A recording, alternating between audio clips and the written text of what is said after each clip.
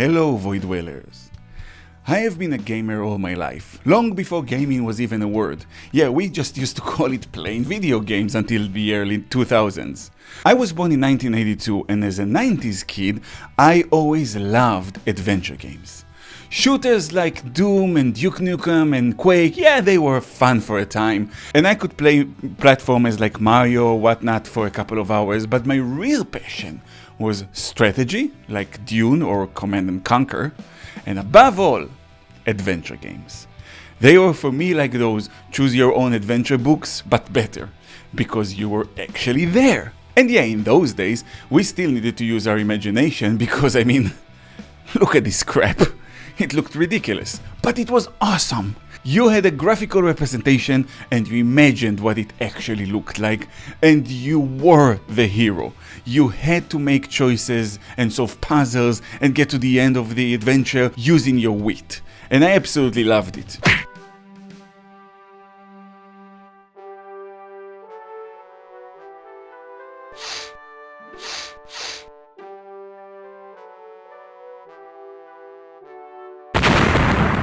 At the time, the two main companies in that scene were Sierra and LucasArts. And for a time, I think Sierra was the big boy. They ruled the scene with their very successful series like King's Quest, Police Quest, and above all for me, Space Quest. By the way, just as a side note, because of Sierra, adventure games in Israel were known not as adventure games, but as quests. I remember the first time talking to an American online when I was a teenager, and I was referring to quests, and it took a while for him to realize what I was actually referring to. So yeah, thank you for that one, Sierra. Anyway, Space Quest was just down my alley. As a proper geek who was a Star Wars and a Star Trek fan, this series, which spoofed those two franchises, was a treat for me. And the jokes always felt they were coming from a place of fandom. You know, it's like Mel Brooks's Spaceballs. Yeah, you're taking the piss out of it, but you're not punching down. It's respectful. Unlike franchises like Scary Movie, for example, which I always felt was coming from a very condescending place. Anyway, in Space Quest, you play as Roger Wilco, a janitor on a spaceship that finds himself in the eye of the storm. Now, Wilco is dim-witted, weak, and pretty pathetic, and a complete opposite of the space hero he always dreams of becoming. And through his misadventures, we go on different planets and we battle different races and solve different puzzles. The games were immersive, captivating, and above all, funny as fuck. They were one of the ways I learned English, by the way. And I would laugh my ass off playing them as a kid. But as a gaming experience, they were pretty terrible. Like, really, really terrible. And the main reason is, they were unfair. In a Sierra game, you can die at any second because of the most ridiculous reasons. And this is long before autosave was invented. And I'm talking like you could be walking down a corridor wondering what should I do next, and some dude just appears and kills you. And then you get this sardonic message saying, "Thank you for playing, as usual, you've been very entertaining." Which is funny and all, but would have worked better if it happened in a game where you have to be incredibly stupid to die in. It became such a known point of annoyance for fans that LucasArts, the competitor, they actually made fun of Sierra in one of their games. In the classic Monkey Island 3, you have to pretend to die in order to get yourself into a locked tomb, and then we get this exchange. So what's with the new guy? Oh, he's been like that for an hour now. Passed out cold. He'll come around. I don't know. I'm pretty sure he's dead. I guess that's the end of the game then. What with him being the main character and all. Funny. I didn't think you could die in LucasArts adventure games. Well, maybe they're trying something different. And yeah, we all knew who they were referring to. But you know what? That wasn't even the worst part about Sierra's games.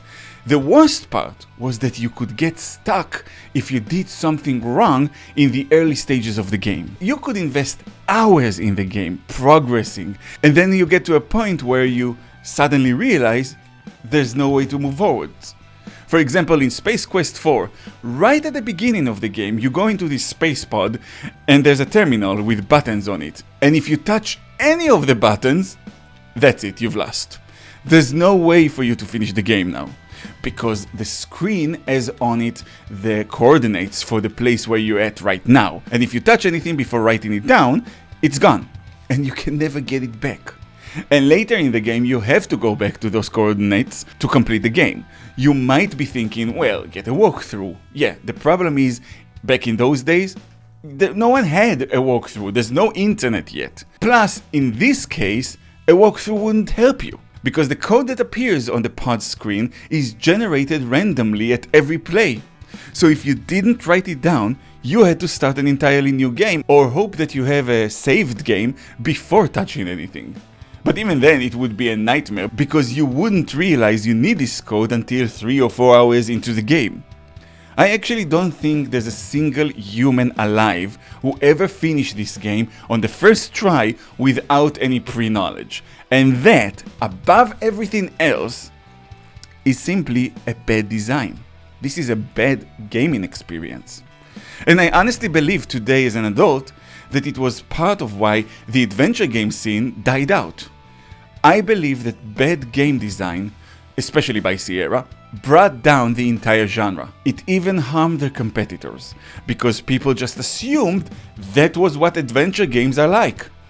I can definitely imagine people trying it out for the first time and having fun with the story and graphics and all, and laughing at the jokes, and then discovering they've been boned because they didn't do something a few hours ago and now they can't finish the game.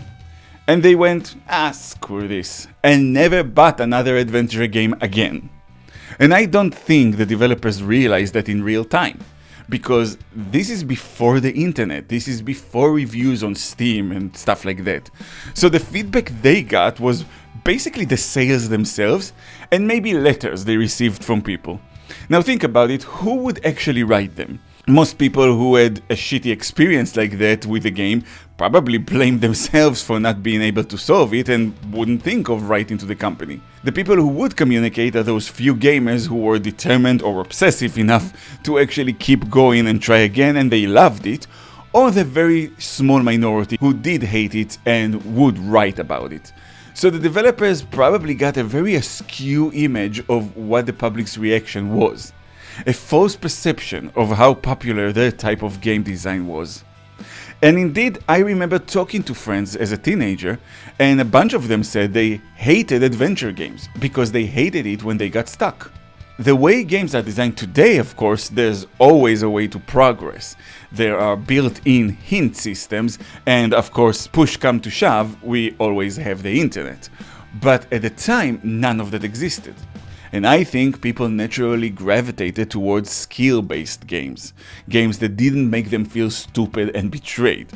So yeah, my point is that as much as I love Sierra games, and especially Space Quest and their horror titles like Gabriel Knight and Phantasmagoria, I personally think they had a hand in killing off a genre, a style of gaming which is tragic to me because I love that style to this day. But to be honest, adventure games are not really dead, they're still here. In the last 2 decades, I enjoyed very much games like the Sam & Max trilogy from Telltale, the Life is Strange series, the Longest Journey trilogy, the new Tex Murphy game that came out a few years back, The Wolf Among Us that is based on my favorite comic book series Fables, and there have been more. And I'm very glad that these days developers get feedback in real time from a large amount of people, including those who hate their games. How else are you going to learn and improve? So I definitely recommend finding those new adventure games if you're into characters, story, and something a bit more challenging than if it moves, shoot it. Hell, those old ones are still awesome, funny and clever, and some have been remastered, which makes them look pretty good now. And these days we do have the internet and walkthroughs, and you can get a heads up on all the little gotchas of the old Sierra games, so I definitely recommend them. Happy gaming, Void Dwellers.